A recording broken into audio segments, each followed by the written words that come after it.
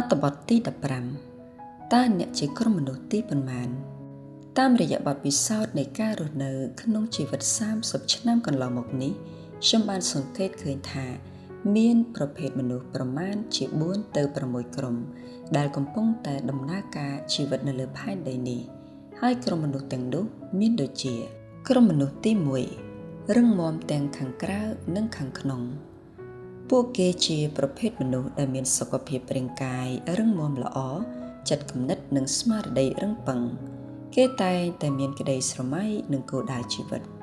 ពួកគេតែងតែខិតខំប្រឹងប្រែងធ្វើការសិក្សារៀនសូត្រ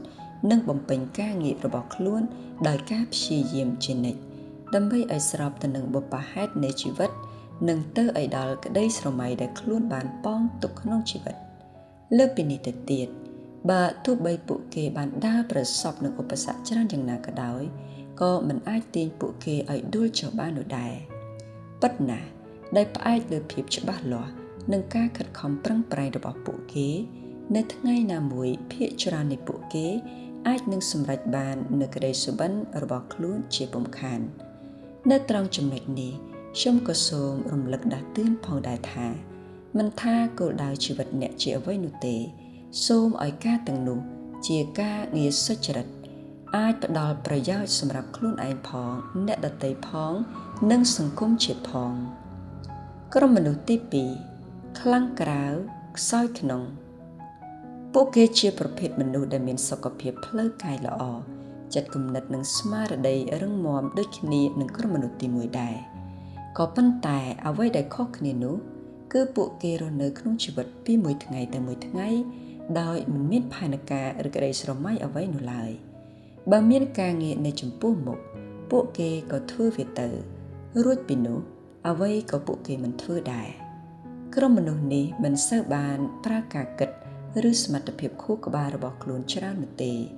ពួកគេតែងតែរស់នៅតាមយថាកម្មមានភាពស្កប់ស្កល់ជ្រុលពេកដោយមិនបានគិតនិងធ្វើរឿងថ្មីណាមួយដើម្បីធ្វើយ៉ាងណាឲ្យខ្លួនឯងនិងគ្រួសារមានភាពរីកចម្រើនជាងនេះឡើយបើនិយាយពីភាពវិជ្ជមានរបស់ក្រុមមនុស្សទី2នេះវិញគឺថាពួកគេរស់នៅដោយមិនសូវចេះខ្វល់ខ្វាយចិត្តឬកាត់ទុកអ្វីច្រើននោះឡើយប៉ុន្តែទន្ទឹមនឹងនេះផងដែរពួកគេក៏មានចំណុចអវិជ្ជមានច្រើនដូចគ្នាពួកគេពិបាកនឹងមានជីវិតមួយដែលរីកចម្រើននិងតែងតែរស់នៅក្នុងជីវិតដែលខ្វះមុខខ្វះក្រោយជានិច្ចបើយើងគិតឲ្យលើសពីនេះទៅទៀតនោះប្រសិនណាជាពួកគេកំពុងរស់នៅក្នុងភាពលំបាកនោះពួកគេក៏នៅតែលំបាកដដែល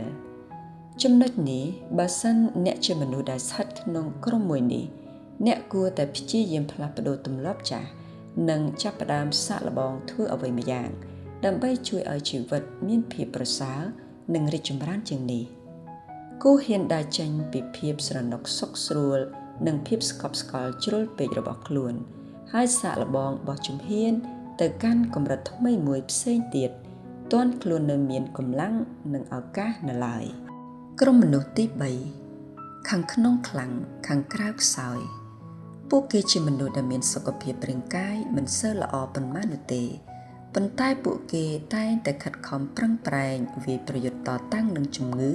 និងភាពកំសោយរបស់ខ្លួនដោយក្តីសង្ឃឹមជានិច្ចយ៉ាងណាមិញ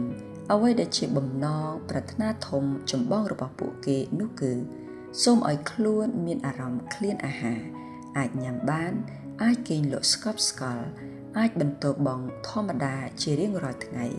មានកម្លាំងអាចធ្វើការងារបានឡើងវិញ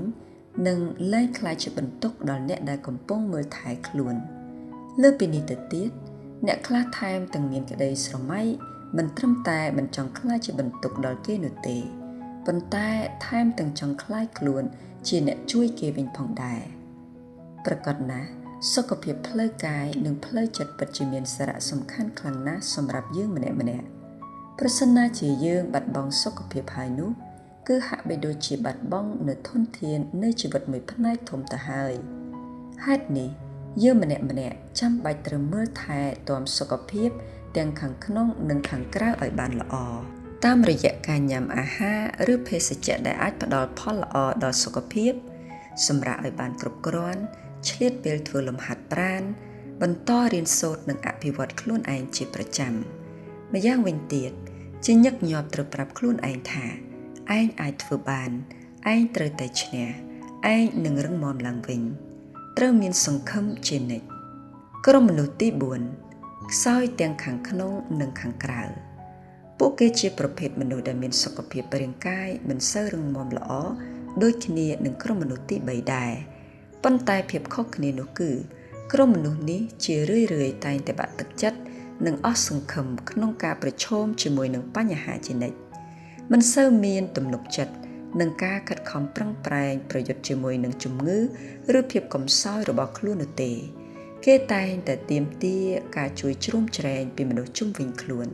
ជាជាងខិតខំដោយខ្លួនឯងពេលខ្លះពួកគេពិតជាមានគោលបំណងចង់មានភាពរឹងមាំឡើងវិញជាខ្លាំងតែថាពេលខ្លះទៀតក៏បែរជាស្រែករកសេចក្តីស្លាប់ទៅវិញដោយព្រោះតែហត់នឹងការតស៊ូជាមួយនឹងការឈឺចាប់ឬទុក្ខលំបាកទាំងនោះនៅទីបំផុតភាគច្រើននៃក្រុមមនុស្សនេះនឹងមិនងាយចាកចេញរួចផុតពីការឈឺចាប់របស់ខ្លួននោះទេហើយមួយចំនួនធំនៃពួកគេ